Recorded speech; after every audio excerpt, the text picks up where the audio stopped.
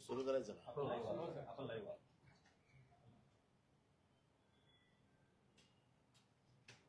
महाराष्ट्राच्या राजकारणात सध्या जे काही चाललंय याचे दररोज आपण साक्षीदार आहात. सर्वसाधारण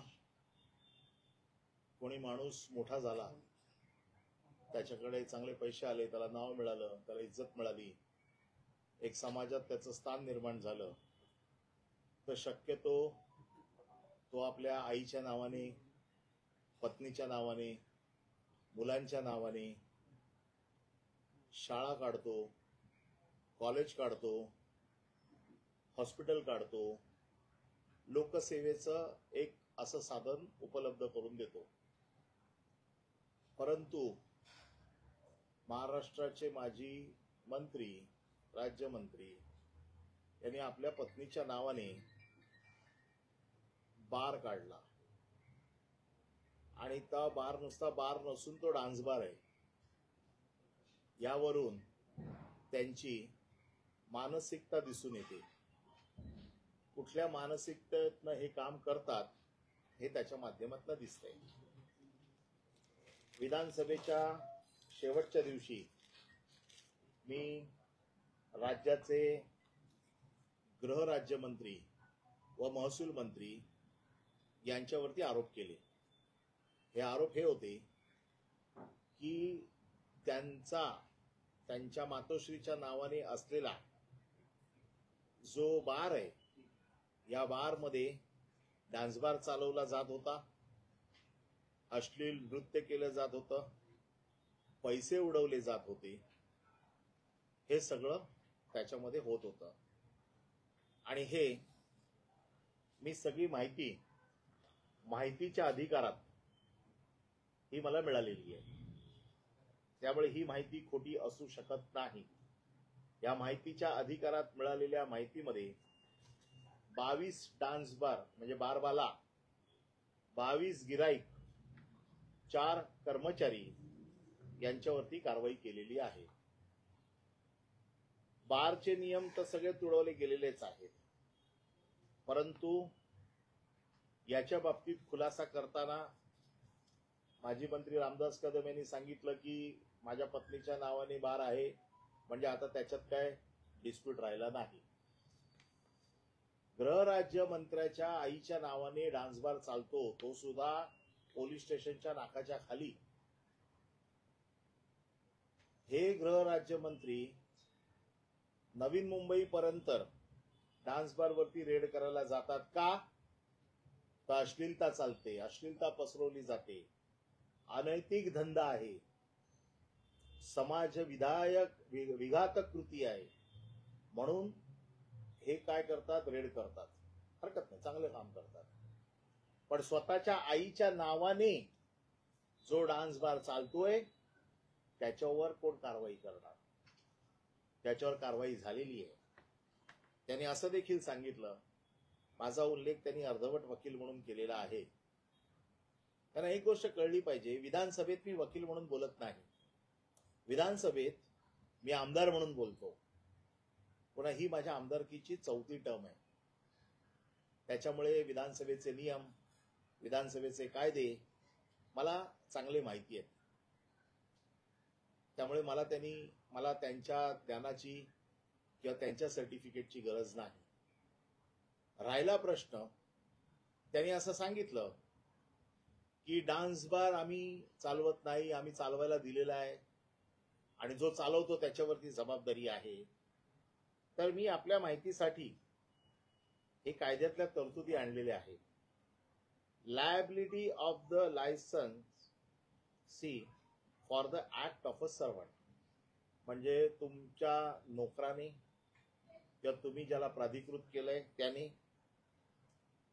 जर एखादं दुष्कृत्य केलं तर त्याची जबाबदारी कोणाकडे? एक नोकरनामा असतो, एक नोकरनामा असतो. जर तुमच्या वतीने तुम्ही कोणाशी अग्रीमेंट करा, त्या अग्रीमेंटला काही किंमत नाही, परंतु कुठलाही डान्स बार चालवताना एक नोकरनामा असतो, ज्या नोकरनाम्यामध्ये तुम्हाला त्याची सगळी माहिती भरून द्यावी लागते. हा नोकरनाम्याची कॉपी आहे आणि ह्या नोकरनाम्यावरती मालकाला सही करावी लागते. या नोकरनाम्यावरती मालकाला सही करावी लागते. आणि एखादी कृत्य तुमच्या वतीने जो प्राधिकृत झालेला आहे त्याने केलं तर त्याची जबाबदारी काय? तर मी तुम्हाला वाचून दाखवतो. Liabilities of the licensee for the act of the servant. The holder of the license, permit, pass or authorization granted under this act shall be responsible as well as the actual offender for any offense committed by any person in his employ or acting with his express or implied permission on his behalf under the provision of this act as if he himself has committed the same, unless he shall establish that all due and responsible precautions were exercised by him to prevent the commission of such offense. याचा अर्थ असा आहे की तुमच्या वतीने ज्या कोणी तिकडे प्राधिकृत केलेला असेल, जो काम करत असेल, तो जबाबदार जरी असला तरी हे कृत्य मी केलंय म्हणजे कोणी ज्याच्या नावाने परवाना आहे त्याने असं समजण्यात यावं. अनलेस जर तुम्ही तशी कृत्य करण्यापासून त्याला सगळ्या गोष्टीत परावृत्त करायला तुम्ही सिद्ध केलं तर. म्हणजे त्यांनी सांगितलं ना की आम्हाला कळलं आणि आम्ही डान्स बार बंद करून टाकला, मग त्याच्या अगोदर तर तुम्ही कुठली प्रिकॉशन घेतली नाही. आणि हे जर म्हणत असतील की आम्हाला माहितच नव्हतं, तर ह्या डान्स बारवर जशी 31/5/2025 ला रेड झाली, तशीच रेड 28/5/2023 ला रेड झाली होती. त्याच्यामध्ये गुन्हा हाच आहे. दुसरी रेड 10/8/23 ला झाली होती. म्हणजे 2 रेड ह्याच्या अगोदर ह्या बारवर झालेल्या आहेत आणि याचे पुरावे आहेत. हे माझे कागद नाहीयेत, हे कागद FIR च्या कॉपीज आहेत आणि ह्या सगळ्या राईट ऑफ इन्फॉर्मेशन मध्ये मिळालेली माहिती आहे. खोटी असायचं काही कारणच नाही. म्हणजे तुम्हाला माहिती आहे की तुमच्या बारमध्ये अश्लीलता चालते, तुमच्या बारमध्ये पोरी नाचवल्या जात आहेत. मग हे माहीत असून तुम्ही कुठलीही प्रिकॉशन घेतलेली नाही, तुम्ही हे सिद्ध करू शकत नाही.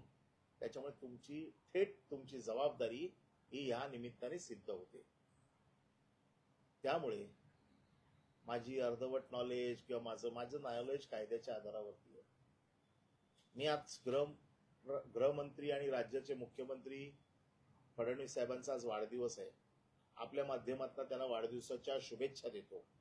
खरं म्हणजे वाढदिवसाच्या निमित्ताने आज त्यांच्याकडे ही भेट रूपाने त्यांच्या ज्या मंत्रिमंडळात असलेल्या सहकार्याचे प्रताप देणार होतो, परंतु आज ते गेलेत गडचिरोलीला. त्यामुळे उद्या हे सगळे कागद हे मी त्यांच्याकडे देणार आहे. आणि त्यांच्यावरती काय कारवाई करणार. त्याचं कारण असं आहे की डान्स बार त्यांच्या पत्नीच्या नावाने आहे हे तर त्यांनी मान्य केलंय, म्हणजे मातोश्रींच्या नावाने आहे हे तर त्यांनी मान्य केलंय. त्यामुळे आता तिथे तो प्रश्न नाही आहे. डान्स बारचे नियम आहेत, नियम तर सगळे तुडवलेले आहेत. कारण डान्स बार मध्ये महिलांना किती वाजेपर्यंत ठेवायचं याचा कायदा आहे. 9च्या नंतर महिला राहू शकत नाही. सिंगर जरी आपण म्हटलं, ऑर्केस्ट्रा म्हटलं, ते म्हणतात ऑर्केस्ट्रा आहे, तरी 5च मुली त्याच्यामध्ये काम करतात. ऑर्केस्ट्राचे नियम असे आहेत, त्या मुली प्लॅटफॉर्मवरना खाली जाऊ शकत नाही. यांच्याकडे हे म्हणतात 14 मुलींचं लायसन होतं, 5 मुलींना लायसन परवानगी असताना 14 मुली काय करत होत्या. पुन्हा रेकॉर्डिंग पोलिसांचं आहे, ज्याच्यामध्ये नृत्य करताना, लगट करताना, पैसे उधळताना या सगळ्या गोष्टी आलेल्या आहेत. त्यामुळे ह्या केसमध्ये सिद्ध करण्यासारखं आता काही राहिलेलं नाही. माझी मुख्यमंत्र्यांना विनंती आहे, त्यांनी ताबडतोब कारवाई करावी. आणि ही कारवाई जोपर्यंत ते करत नाही, मी प्रत्येक आठवड्याला त्यांना एक स्मरणपत्र देणार आहे. प्रत्येक आठवड्याला त्यांना मी स्मरणपत्र देणार आहे की आपण काय कारवाई केली. ज्या रेड करतायत आम्हाला मान्य आहे, ही त्यांची कदम फॅमिलीची जुनी सवय आहे, सगळीकडे रेड करायची. आणि आम्ही ह्याला तोडपाणी गँग म्हणतो. म्हणजे त्यांच्या दोन्ही मुलांचे आमच्याकडे भरपूर प्रताप आहेत.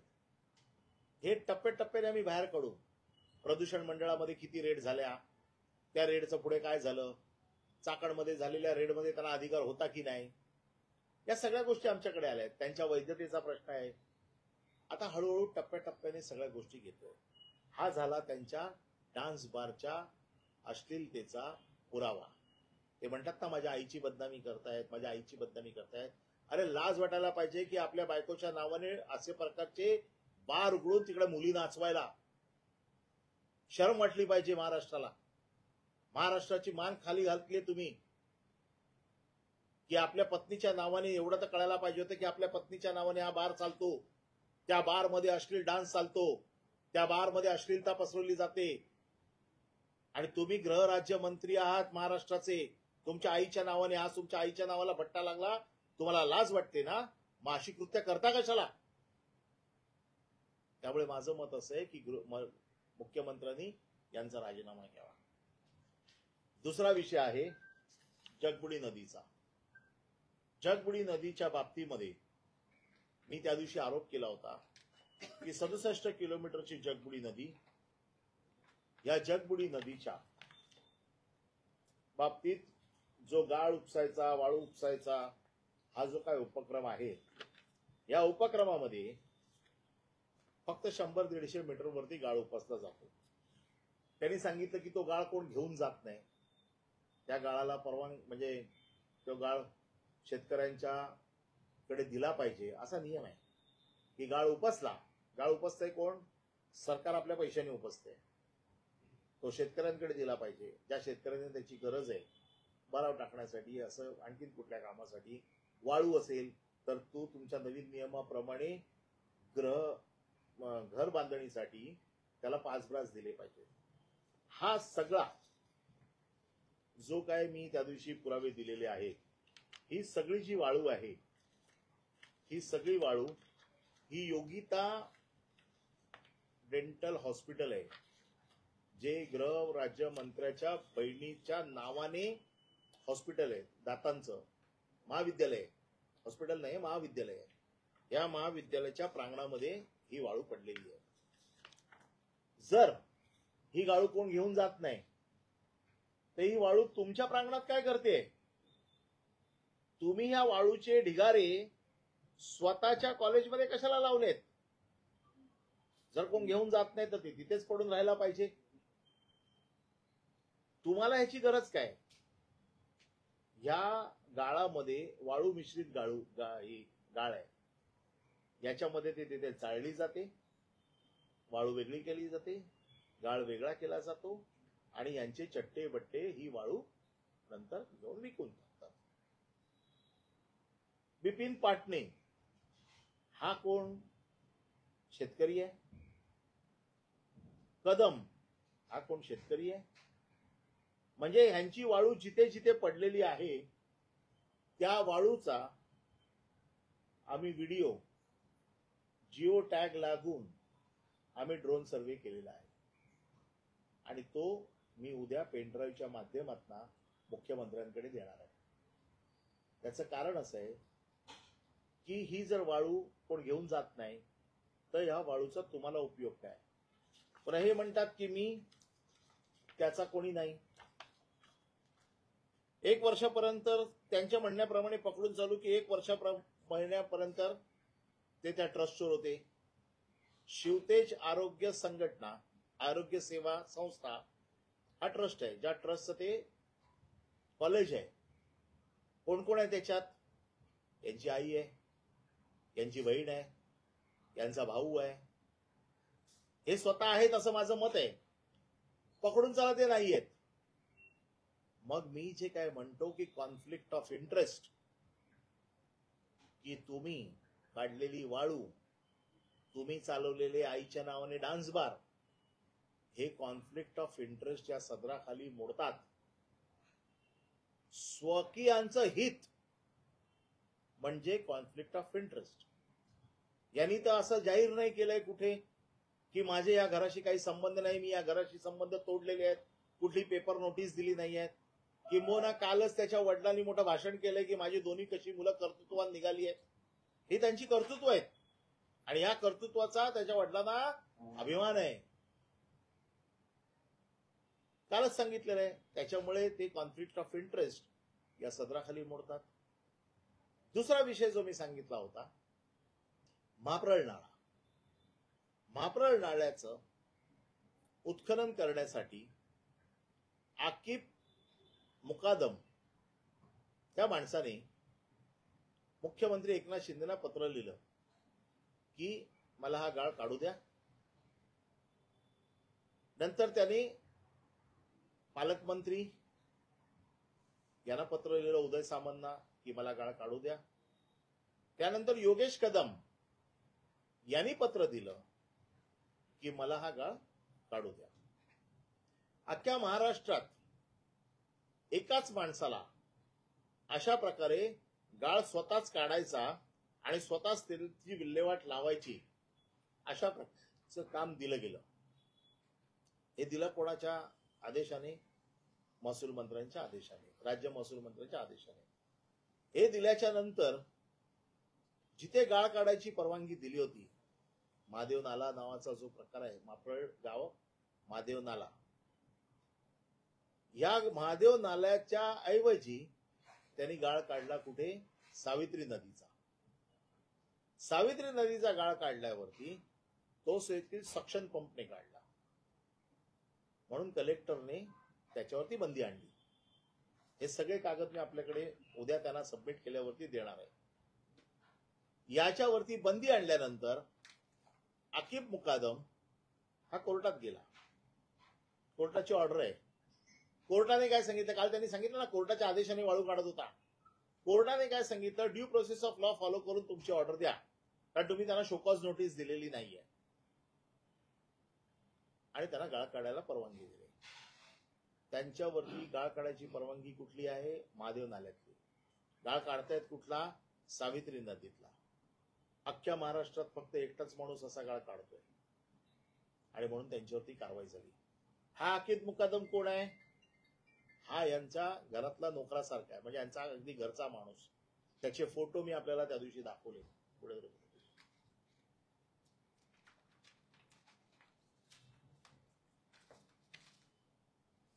हे फोटो मी तुम्हाला दाखवले की त्यांच्या प्रचारामध्ये, त्यांच्या निवडणुकांमध्ये कशा पद्धतीने काम करत होता. हे सगळे फोटो मी काल विधानसभेत सगळे दाखवले. हा आकिब मुकादम आहे. हा माणूस तिथे रेती उपसतोय. जून 30 तारखेपर्यंत रेती उपसायची परमिशन होती. कुठली? महादेव नाल्याची. उपसतायत कुठे? आता जुलैमध्ये पण चालू होती. काल ही लक्षवेधी लागल्यावरती बंद झाली. काल हा विषय आला ना, आता बंद झाला. तिसरा विषय असा आहे की दगड आणि जांबा याचं उत्खनन होतं. दगड उपसायला, उत्खनन करायला 28 लोकांना, 24 लोकांना परमिशन दिली. जांबा उत्खनन करायला 14 लोकांना परमिशन दिली. ह्या सगळ्या लोकांना जी परमिशन दिली त्या परमिशन पेक्षा जास्त उत्खनन केलं यांनी, म्हणून कलेक्टरने तहसीलदारांना सांगितलं की आपण रिपोर्ट करा. त्या रिपोर्टमध्ये आलेलं आहे की उत्खनन जास्त झालंय. एटीएस मशीनच्या माध्यमातूनही मोजणी झाली. म्हणजे एटीएस मशीनने मोजणी तेव्हाच होते जी अक्युरेट पद्धतीने करायची असेल. लगेच महसूल राज्यमंत्र्यांनी त्याच्यात हस्तक्षेप केला आणि सांगितलं फेरमोजणी करा, कारण त्यावेळेला ते माणसं तिकडे हजर नव्हती. आता फेर मोजणी झालेली आहे त्याची. प्रचंड करोडो रुपयाची रॉयल्टी ही शासनाची बुडवलेली आहे, करोडो रुपयाची. मी तुम्हाला सगळे कागदपत्र एक एक लावून देतो. हे सगळे माझ्याकडे आहेत. मी तुम्हाला एक एक सेट त्याचा उद्या मुख्यमंत्र्यांना दिला की तुमच्याकडे देणार आहे. करोडो रुपयाची रॉयल्टी लावली आहे, नुकसान केलेलं आहे. हे 18 आणि 24 लोक जे आहेत हे यांचे कार्यकर्ते आहेत खास. आणि त्यांनी जे उत्खनन केलेलं आहे या उत्खननाने शासनाचं करोड रुपयाचं नुकसान झालेलं आहे. आता हे नुकसान झालेलं आहे तर त्याचा अहवाल आला पाहिजे बाहेर की किती अवैध दगड उचललाय, किती जांबा अवैध उचललाय. अजूनही त्याचा रिपोर्ट येत नाही. कारण त्याचं असं आहे की राज्यमंत्र्याचा त्याच्यावरती दबाव आहे.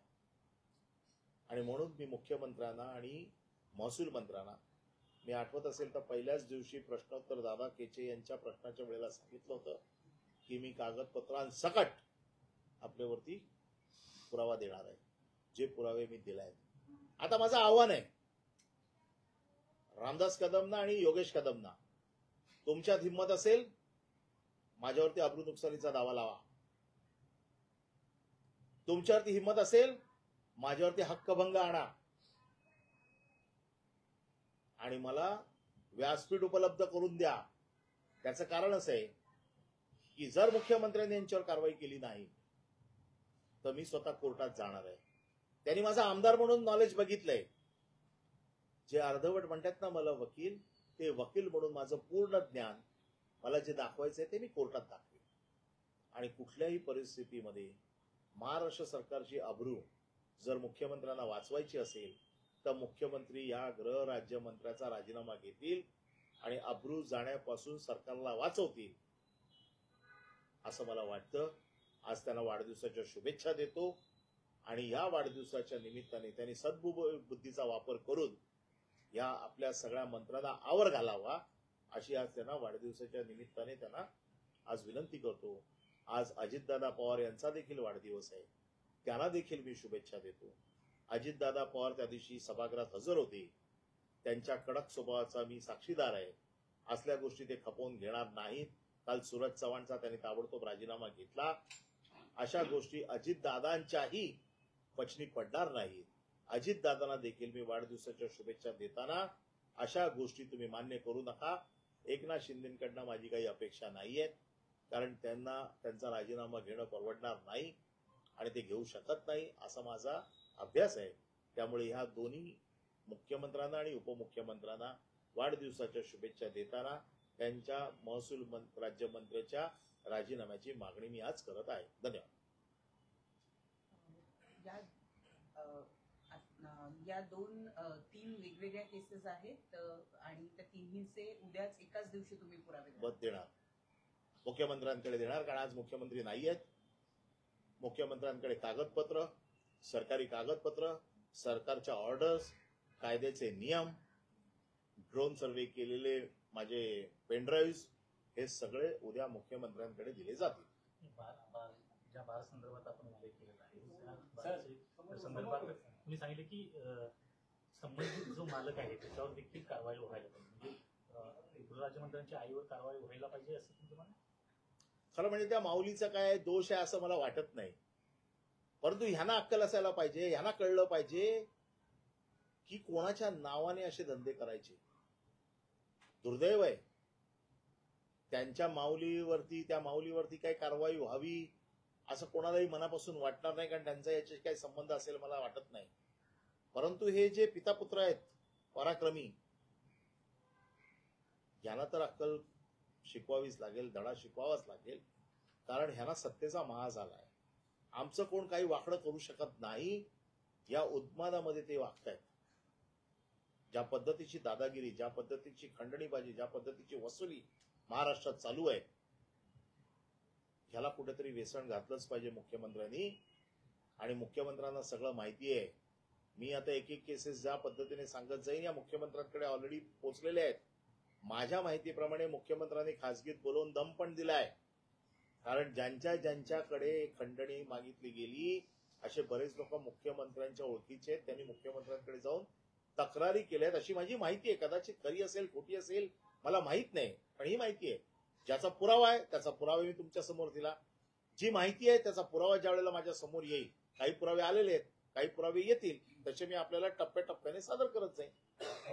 या प्रकरणामध्ये एक असं आहे की ज्यावेळेस गृहराज्यमंत्री योगेश कदम यांनी पनवेलमध्ये काही डान्स बारवर कारवाई केली आणि त्याच्या बातम्याही सगळ्या पेपरमध्ये आल्या, त्याच्यानंतर काही काळातच त्यांच्या मातोश्रींच्या नावे असलेल्या बारवर कारवाई होती. जेव्हा पनवेलमध्ये कारवाई होते, समाजसेवा शाखेतर्फे ती कारवाई झाली. योगेश कदमांच्या संबंधित या बारवर कारवाई होते तेव्हा क्राईम ब्रांच युनिट आणि समतानगर पोलीस स्टेशन कारवाई करते. तर तुम्हाला याच्यामध्ये काही राजकारण वाटतं का की नाही? मला पनवेल मधली कारवाई आणि लगेचच मी तो योगेश कदमांचा इंटरव्ह्यू ऐकला नवीन मुंबईतल्या रेडच्या नंतरचा. त्याच्यात त्यांनी सांगितलं की होय, मी पुढाकार घेऊन ती करायला लावली आणि असलं कुठलंही कृत्य मी होऊ देणार नाही. सर, तुम्हाला काय नैतिक अधिकार आहे हे बोलायचा? तुमच्या आईच्या नावाने चाललेल्या डान्स बार मध्ये मुली नाचतायत आणि तुम्ही दुसऱ्या बारवरती जाऊन कारवाई करताय. कारवाई मी तर सरकारमध्ये नाहीये. कारवाई काय आम्ही सांगून कोण करणार नाहीये. त्याच्यामुळे आमच्या राजकारणाचा भागच नाहीये. मला कळल्यावरती मी राईट ऑफ इन्फॉर्मेशन मध्ये माहिती मागितली, राईट ऑफ इन्फॉर्मेशन मध्ये माहिती आली. आता राजकारण असेल तर त्यांचं अंतर्गत राजकारण काय असेल ते त्यांना लख लाभो. परंतु जर मला एखाद्या गोष्टीवरती आक्षेप आहे की डान्स बार चालू देणार नाही असं मी म्हणतोय आणि माझ्या आईच्या नावाने डान्स बार चालतोय, जो सिद्ध झालाय रेडमध्ये, तो एकदा नाही 2023 मध्ये देखील एकनाथ शिंदेच मुख्यमंत्री होते. एकनाथ शिंदे मुख्यमंत्री असताना देखील त्या डान्स बारवरती 2दा कारवाई झाली आहे. याला तुम्ही राजकारण म्हणाल? पोलिसांनी रुटीन मध्ये केलेली कारवाई आहे ती. त्यांचं म्हणणं आहे की गृहराज्यमंत्री मी असताना मी माझ्या बारवर कशाला कारवाई करू? तो बार माझा नाही, फक्त आईच्या नावाने होता. आणि मी तुम्हाला कायदा वाचून दाखवला. माझ्या या कायद्याला त्यांनी आव्हान द्यावं, कोर्टात द्यावं, हक्कभंग समितीसमोर द्यावं, माझ्यावर अब्रू नुकसानीचा दावा करावा. जर तुमचा नाहीये तर सिद्ध होईल. मग या कायद्यातल्या तरतुदी आहेत ज्या मी वाचून दाखवल्यात, त्याला आव्हान द्यावं, जे मी कोर्टात जाणारच आहे. जर सरकारने कारवाई नाही केली तर कोर्टात जाणार आहे. आता तो जो बार असेल तो बार कोणाचा आहे मला नाही माहिती. तो बार त्याने कोणाला चालवायला दिलाय मला नाही माहिती. पुन्हा 2023 ला ह्यांचे मुख्यमंत्री होते ना, त्यावेळेला देखील 2दा कारवाई झालेली आहे ना. मग तुम्ही असं कसं म्हणू शकता की या डान्स बार मध्ये काय चाललंय मला माहित नाही?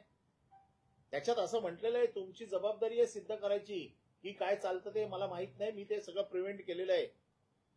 मग 2023 ला रेड झाल्या, 2 रेड झालेल्या आहेत. त्या रेड जर झालेल्या असतील आणि तुम्हाला जर त्याच्यामध्ये कागदपत्र उपलब्ध असतील तर तुम्ही कसं म्हणू शकता की आम्हाला या बारमध्ये काय चाललंय आम्हाला माहित नाही? असले पैसे खाऊ नयेत आणि त्या आईच्या नावावर तर बिलकुल खाऊ नयेत. याला मराठी भाषेत फार घाणेरडा शब्द आहे जो मी माझ्या संस्कृतीप्रमाणे वापरू इच्छित नाही. त्यांचं म्हणणं असे, अनिल परबने कलेक्टरला पत्र लिहिली नाहीत.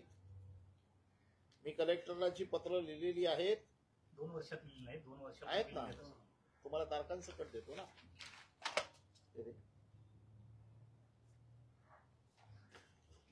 हे नाही ते काढणं खालचं काय करतो. आणखी परब साहेब, हा जो बार आहे जो रामदास कदम यांच्या पत्नीच्या नावे आहे, तो कधी सुरू झालेला आहे? त्या संदर्भातले काही डिटेल्स आहेत का? आणि लायसन्स कसलं आहे त्या बारचं? म्हणजे रेस्टॉरंट अँड बार असं तिथे म्हटलेलं आहे. रेस्टॉरंट अँड बार हे जेव्हा म्हटलं जातं तर तिथे रेस्टॉरंट अँड बारच चालला पाहिजे, बरोबर आहे. तिथे ऑर्केस्ट्रा पण चालता कामा नये. रामदास कदम यांनी सांगितलंय की तिथे ऑर्केस्ट्रा चालतो, परवानगी होती. ऑर्केस्ट्राची परवानगी होती. आहे तसं लायसन्स असेल ना, मला माहित नाही. हा. रेस्टॉरंट बारचं पण लायसन आहे, ऑर्केस्ट्राचं बारचं लायसन आहे की नाही मला माहित नाही. ऑर्केस्ट्राच्या बारचं लायसन असेल तर ऑर्केस्ट्रा चालला पाहिजे. ऑर्केस्ट्राच्या बारच्या लायसनच्या नावाखाली डान्स बार चालता कामा नये. इथे डान्स बार चालू आहे आणि पोलिसांनी तो रेकॉर्ड केलेला आहे आणि पंचनाम्यामध्ये लिहून आलेलं आहे की मुली नाचताना पकडल्या, विभत्स हातवार करताना पकडल्या, गिरायकाशी लगड करताना पकडल्या. हे पंचनाम्यामध्ये आलंय. हे काय माझं स्टेटमेंट नाहीये, हे स्टेटमेंट आहे पोलिसांचं, हे स्टेटमेंट आहे पंचनाम्याचं, हे माझं नाही. त्यामुळे डान्स बारची परमिशन, डान्स बारला तर परमिशनच नाहीये. परमिशन ऑर्केस्ट्राला आहे. ऑर्केस्ट्राचं परमिशन जरी असलं, असं एक क्षण पकडून चालू, ऑर्केस्ट्राचं परमिशन आहे, तरी देखील तिथे डान्स बार चालवता येत नाही. नाही. हा बार कधी सुरू झाला याच्या बाबतीत काही हा बार कधी सुरू झाला मला माहित नाही, मी त्याची माहितीच घेतलेली नाहीये. हा बार कधी अगोदर चालू झाला असेल त्यावेळेला कदाचित तो रेस्टॉरंट अँड बार असेल. रेस्टॉरंट अँड बार चालवायला कोणाचीच काही हरकत नाहीये. रेस्टॉरंट अँड बार चालवायला कायद्याने बंदी नाहीये.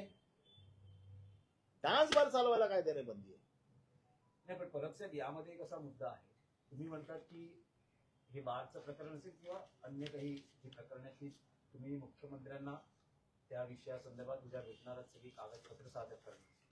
डान्स बारचं तर प्रकरण तसं गंभीरच आहे, पण मुख्यमंत्री स्वतःच्या प्रतिमेबाबतीत इतके जागरूक असतात की मंत्र्यांचे पीए नेमताना ही अनेक नियम आणि त्या कसोट्यांवरून त्यांना जावं लागतं. अशा वेळेस जर तुम्ही म्हणताय 2023ला 2 किंवा 3 वेळा कारवाई झालेली आहे, तर या सगळ्या गोष्टीची कल्पना, कारण गृह खातं हे मुख्यमंत्र्यांकडे आणि त्या खात्याचे ते राज्यमंत्री आहेत योगेश कदम, तर या बाबतीतली काही माहिती किंवा कल्पना राज्याच्या गृह विभागाने किंवा मुख्यमंत्र्यांच्या यंत्रणेने मुख्यमंत्र्यांना दिली नाही का? मंत्रिमंडळात त्यांचा समावेश करतात आणि आता तुम्ही हेच प्रकरण घेऊन मुख्यमंत्र्यांकडे मला मुख्यमंत्र्यांना काय माहिती दिली, काय माहिती दिली नाही याची काही कल्पना नाही.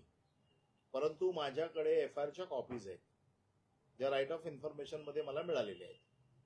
2 FIR झालेले आहेत ही वस्तुस्थिती आहे. 2023ला हे FIR झाले आहेत ही वस्तुस्थिती आहे.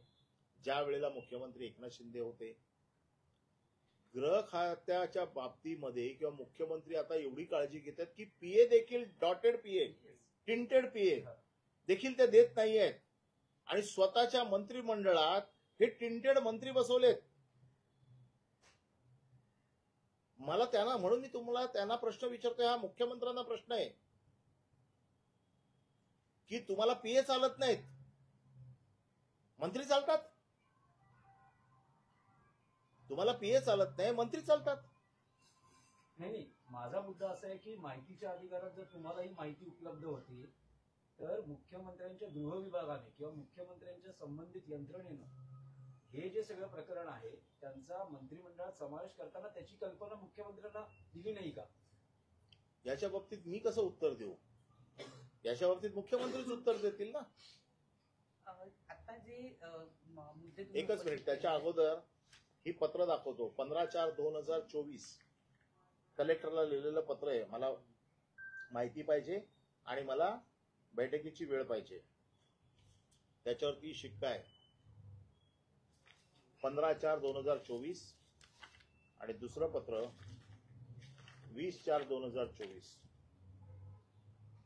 मी या कलेक्टरवरती हक्कभंग आणि आता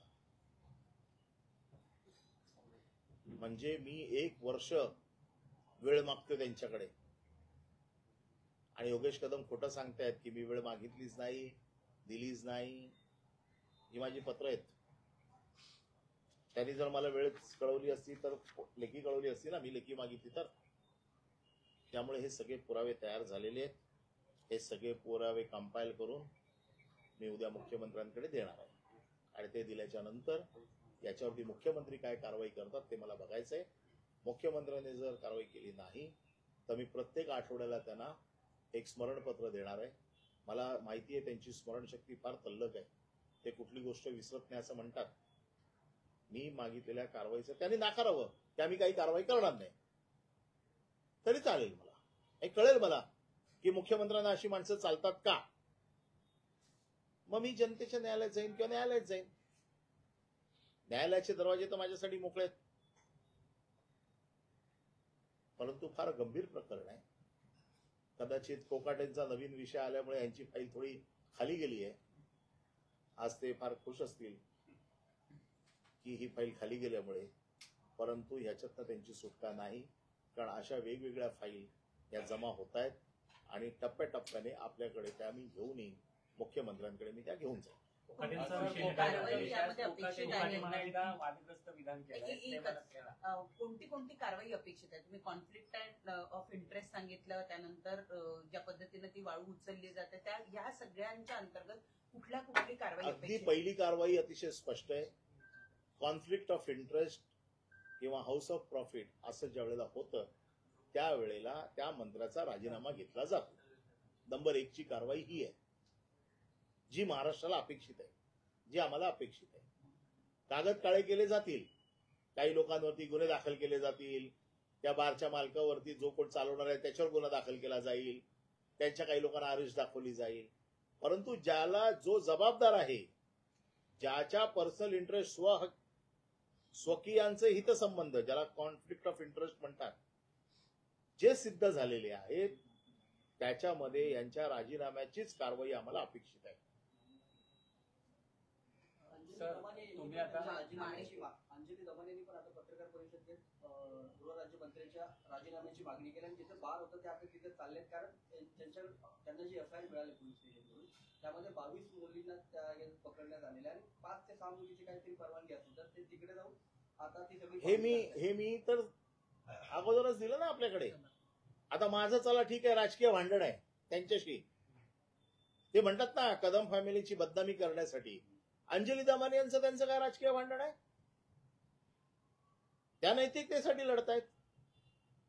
त्यांचं काय राजकीय भांडण नाहीये. अंजली दमाने राजीनामा मागतायत आणि मी राजीनामा मागतोय तर मी राजकीय हेतूने प्रेरित होऊन मागतोय. अंजली दमाने कशाला मागतायत? हा नैतिकतेचा विषय आहे.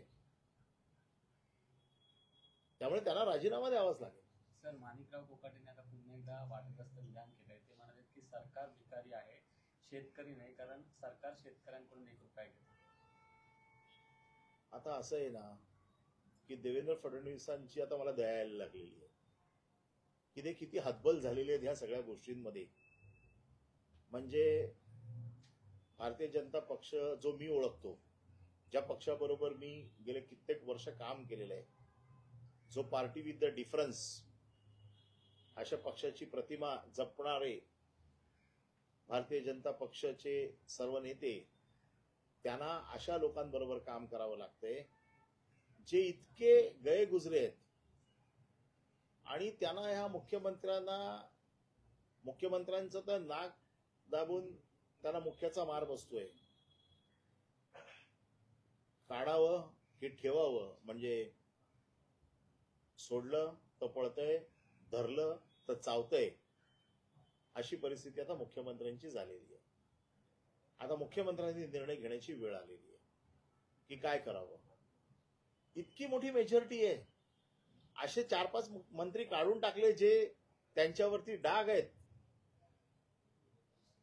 काही फरक पडत नाही त्यांना, पुढची 5 वर्ष त्यांना कोण हलवत नाही.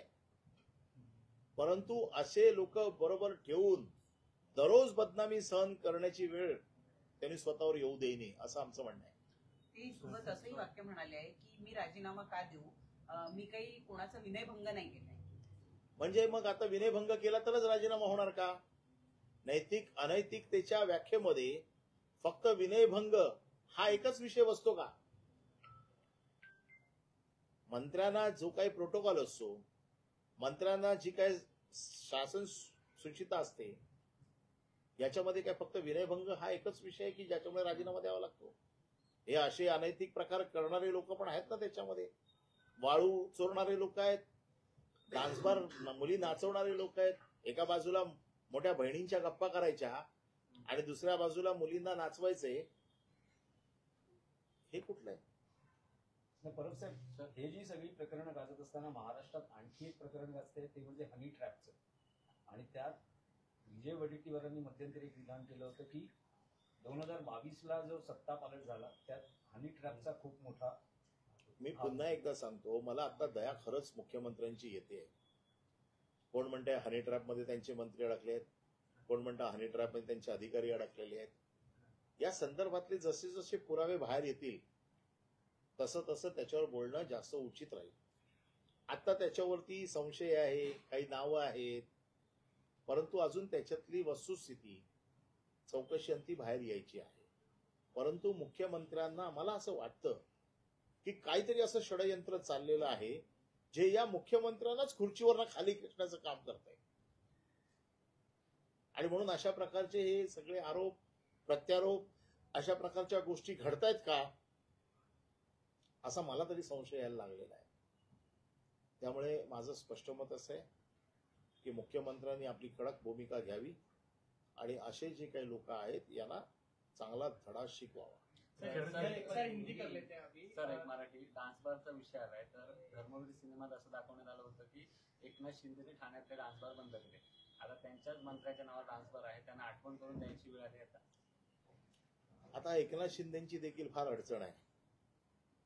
आपण चांगलं उदाहरण दिलं की डान्स बार फोडला एकनाथ शिंदेनी, त्याचा किती उदो उदो करून दिला. आपण धर्मवीर पिक्चर मध्ये बघितलं की डान्स बार फोडला. का डान्स बार फोडला? तर महिलांचा आदर राखण्यासाठी, महिलांना तिथून मान खाली घालून जावं लागतं. आता एकनाथ शिंदे काय म्हणून यांच्यावरती कारवाई करणार? ज्या एकनाथ शिंदेचा धर्मवीर मध्ये जो काय उल्लेख केला गेला आणि डान्स बारची जे काही पिक्चराइज केलं गेलं, आता माझी अपेक्षा आहे की एकनाथ शिंदेने देखील या कारवाईला समर्थन दिलं पाहिजे. आता ते डान्स बार फोडू शकत नाहीत स्वतः, पण किमान उपमुख्यमंत्री म्हणून कारवाईचे आदेश तर देऊ शकतात. सर एक बार हिंदी में जानना चाहेंगे, योगेश कदम पर आपने जब असेंबली शुरू हुई तब आपने आरोप किए थे कि डांस बार चलाया जा रहा है कदम फैमिली की ओर से, उसके ऊपर उन्होंने भी स्पष्टीकरण दिया. अब इस मामले में क्या कुछ जानकारी सामने आई है, आगे की क्या भूमिका रहेगी? मैंने सदन के आखिरी दिन में योगेश कदम जो इस राज्य के गृह राज्य मंत्री है, महसूल राज्य मंत्री है, इनके ऊपर आरोप लगाए थे कि इनके मां के नाम से एक रेस्टोरेंट एंड बार है, जिस बार में 30 मई 2025 को रेड हो गई. मुंबई पुलिस और क्राइम ब्रांच यूनिट नंबर 12 ने ये रेड की, जिसकी एफआईआर की कॉपी मुझे राइट ऑफ इंफॉर्मेशन के तहत मिली, जिसमें 22 बारबालाए, 22 गिराइक, 4 स्टाफ ऐसे लोग मिले, जिसकी वीडियो शूटिंग हो चुकी है, जिसमें बारबालाए नाच रही है, अश्लीलता का काम वहां पर हो रहा है. ये उनके ऊपर आरोप है. रामदास कदम इन्होंने कहा कि ये डांस बार मेरे पत्नी के नाम पे है, बार मेरे पत्नी के नाम पे है. बार चलाने में, रेस्टोरेंट एंड बार चलाने में कोई तकलीफ नहीं, लेकिन रेस्टोरेंट एंड बार के नाम पे डांस बार चलाना ये अनैतिकता है.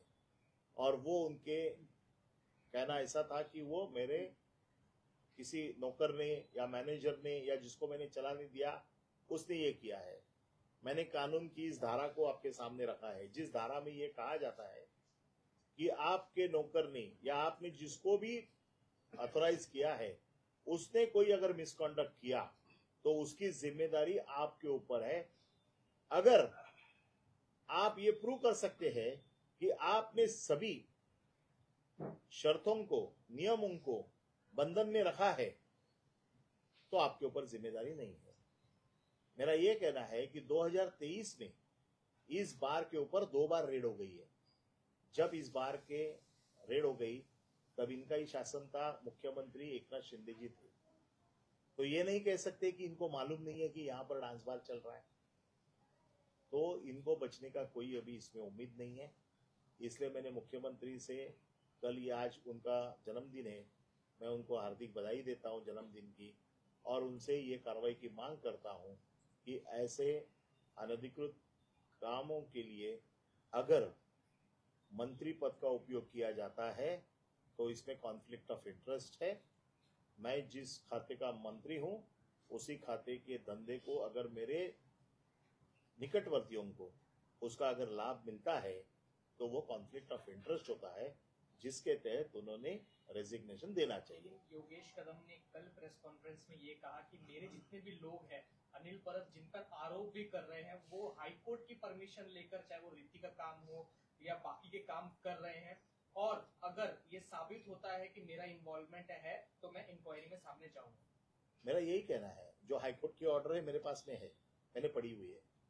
हाईकोर्ट ने ये ऑर्डर दी है, जो अकीब मुकादम को जो रेती खींचने का काम दिया था, जिसको जहां पर दिया था वो जगह को छोड़ के दूसरी जगह से कर रहा है, नंबर 1। दूसरा, जब उसने ज्यादा खिंचाई की तब कलेक्टर ने वो बंद कर दिया था। उस बंद करने के ऑर्डर को उसको चैलेंज कर दिया गया, जिसमें कोर्ट ने ये कहा कि आपने उसको शोकॉज नोटिस देनी चाहिए थी और बाद में बंद करना चाहिए था, इसलिए वो रिस्टोर कर दिया गया। उसको गलत जगह पे खिंचाई की परमिशन नहीं थी। आज गवर्नमेंट का रिपोर्ट है, उसके ऊपर एफआईआर हुआ है कि गलत जगह पे गलत तरीके से जो रेती खींची गई, सक्शन पंप से खींची गई, इसलिए उसके ऊपर एफआईआर हुआ है। एफआईआर को चैलेंज नहीं हुआ है। दूसरी बात, जिस तरह से उसने उसको खिंचाई है उसमें गवर्नमेंट का रिपोर्ट है कि जहां की परमिशन दी है वहां की वो रेती नहीं है, ये अलग जगह की रेती है। और ये आदमी जो है वो योगेश कदम का क्लोज रिलेटिव है। क्लोज उसके रिलेटिव मतलब क्लोज कार्यकर्ता है, जो योगेश कदम के हर कार्यक्रम में, योगेश कदम के हर प्रोग्राम में वो वहां पर हाजिर होता है। आप अगर खेड़ में जाओगे और पूछोगे तो आपको 1 मिनट में पता चलेगा कि ये आदमी कौन है। एग्रीकल्चर मिनिस्टर का जो मुद्दा सामने आ रहा है, सुप्रिया सुले भी जो है आज शिवराज सिंह चौहान से मिली, यूनियन मिनिस्टर से, उन्होंने इस्तीफे की मांग की। किस तरह से इस पूरा मुद्दे को आप देख रहे हैं और क्या फडणवीस सीरियस नहीं लग रहे इस मुद्दे पर? आज मुख्यमंत्री साहब का बर्थडे है, अजित दादा का भी आज बर्थडे है। मैं इन दोनों से दरखास्त करता हूं कि ऐसे टिंटेड लोगों को साथ में मत रखो, जो सरकार की बदनामी कर रहे हैं। इनका रेजिग्नेशन लेके अपनी जो छवि जो बनानी है वो अपनी छवि अच्छी तरह से बनाए। वाइस प्रेसिडेंट ने इस्तीफा दे दिया अचानक से मिड टर्म में ही, इसको लेकर शिवसेना यूबीटी किस तरह से देखती है कि इसके पीछे भी कुछ बीजेपी का हाथ है? नहीं, मैं अभी सिर्फ सावित्री नदी को देख रहा हूँ, महापौर नादा को देख रहा हूँ और डांस बार को देख रहा हूँ, और दिल्ली अभी देखना, वो दिल्ली के लोग जो बैठे वो देख लेंगे उसको। पण सर, ते बिहारमध्ये जे वोट व्हेरिफिकेशन सध्या सुरू आहे त्याच्यावरून विरोधक आक्रमक झाले आणि उद्या त्यांनी पायऱ्यांवर आंदोलन करण्याचं सुद्धा ठरवलेलं आहे। बिहारमध्ये आता जे वोटर लिस्ट व्हेरिफिकेशनच्या नावावर जे काही सुरू आहे त्यांनी महाराष्ट्रासारखं चित्र तिथे सुद्धा तयार होईल अशी भीती बघा, निवडणूक आयोग या सरकारचा चपरासी झालेला आहे, त्यामुळे निवडणूक आयोगाकडनं काय आता अपेक्षा नाही आहे। प्रत्येक कृती जी भारतीय जनता पक्षाला जिंकवून देऊ शकते, मग ती कृती योग्य असो अयोग्य असो, त्याचा वापर भारतीय जनता पक्ष करते। म्हणून महाराष्ट्रात जे केलं ते आता बिहारमध्ये पण करतील। त्यांना एवढा मोठा जगातला पक्ष आहे, का घाबरतायत? आमचं नेहमी परत परत तेच म्हणणं आहे की तुम्ही जगातला सगळ्यात मोठा पक्ष म्हणून स्वतःला तुमची ओळख आहे असं तुम्ही म्हणताय, मग ह्या सगळ्या चुकीच्या गोष्टी का करताय जिंकण्यासाठी? लोक फोडायची। काल ईडीला सर्वोच्च न्यायालयाने इतका झापडलाय की महाराष्ट्राचा अनुभव आम्हाला आहे, महाराष्ट्राचा अनुभवाच्या वरनं मी जर काही स्टेटमेंट्स केल्या तर तुम्हाला त्रासदायक होतील। म्हणजे सर्वोच्च न्यायालयाचे सर्वोच्च जज देखील यांच्या कृतीबद्दल साशंक आहेत, त्यावरनं आपण लक्षात घ्या की यांची काय परिस्थिती आहे। सर, कल जो है बॉम्ब्लास्ट का जो खबर आई उसको लेकर आप क्या कहेंगे? क्या सरकार का ये बड़ा फेलियर, इतने सालों से केस चल रहा था लेकिन क्या जो सही में एक्यूज थे उनको पकड़ा नहीं गया और किसी और को? नहीं, इसमें 2 चीजें देखनी होगी कि देखो, एक तो पहले इन्वेस्टिगेशन किस तरह से हुआ, इन्वेस्टिगेशंस में कुछ अगर कमियां है नंबर 1, इसलिए वो छोटे होंगे। नंबर 2, हम उस चीज को सही ढंग से पेश नहीं कर पाए होंगे। तो ये सब देखना होगा, उसको स्टडी करनी होगी कि किस जगह पे हमारी कमियां रह गई, जिस वजह से बॉम्ब ब्लास्ट में के आरोपी छूटे। ये बहुत सीरियस चीज है कि अगर बॉम्ब ब्लास्ट में के आरोपी छूट सकते हैं तो कोई भी केस के आरोपी छूट सकते हैं। और जिस बॉम्ब ब्लास्ट को सरकार ने सीरियसली लिया तो उसको आखिर तक लेके जाने की जिम्मेदारी ये सरकार की होती है। इस चीज को बहुत सीरियसली लेना चाहिए।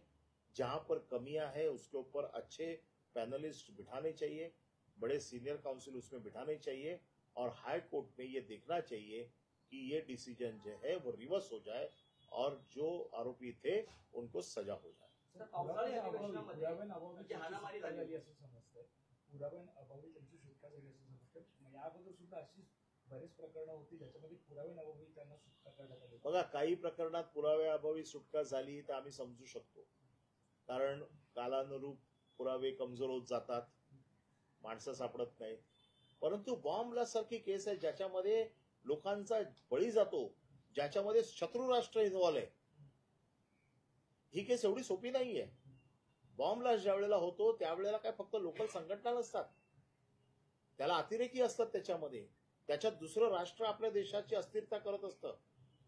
आणि अशा प्रकरणामध्ये पुरावे, कुठले पुरावे आपण देऊ शकलो नाही, मांडू शकलो नाही, त्याचा अभ्यास करून आपल्याला ते पुरावे पुन्हा हायकोर्टात मांडता येतील का, किंवा त्याच्यावरती पुन्हा लाईट टाकून कोर्टाचं डिसिजन आपण आपल्या बाजूने घेऊ शकतो का, याच्यासाठी पूर्ण अभ्यास करून आपल्याला पूर्ण तयारीनिशी ती केस परत लढावी लागेल। सर, पावसाळी अधिवेशनामध्ये जी कार्यकर्त्यांची हाणामारी झाली होती त्यांना काल जामीन मिळाला। पडळकरांचे जे कार्यकर्ते होते त्यांना जामीन मिळाल्यानंतर त्यांचे विजय मिरवणूक सारखे काढण्यात आले, ढोल ताशे वाजवण्यात आले। परत मी मुख्यमंत्र्यांवरती येतो की ह्या सगळ्या गोष्टीला मुख्यमंत्र्यांचं समर्थन आहे का, की अशी मारामारी करायची, त्यांना जामीन झाल्यावरती त्यांची विजय मिरवणूक काढायची, तुम्ही कशाला प्रोत्साहन देताय? हे सगळे लोक, मला परत शंका येते की हे मुख्यमंत्र्यांना घरी बसवायचा कार्यक्रम तर नाही ना। आणि म्हणून अशा गोष्टींचं महाराष्ट्राने कधी अशा गोष्टी बघितल्या नव्हत्या ज्या महाराष्ट्र आता बघतोय। लोकांनी तुम्हाला राक्षसी बहुमत दिलेलं आहे का आता चांगलं काम करावं, तर आता सत्तेचा उन्माद दिसतोय। मला असं वाटतं मुख्यमंत्र्यांनी फार गंभीरपणे आज त्यांच्या वाढत्या वयाचा विचार करून त्यांनी हा प्रकरण फार गंभीरपणे घेतलं पाहिजे असं मला वाटतं, कारण वाढदिवस म्हणजे वय वाढत जातं ना। थँक्यू. थँक्यू।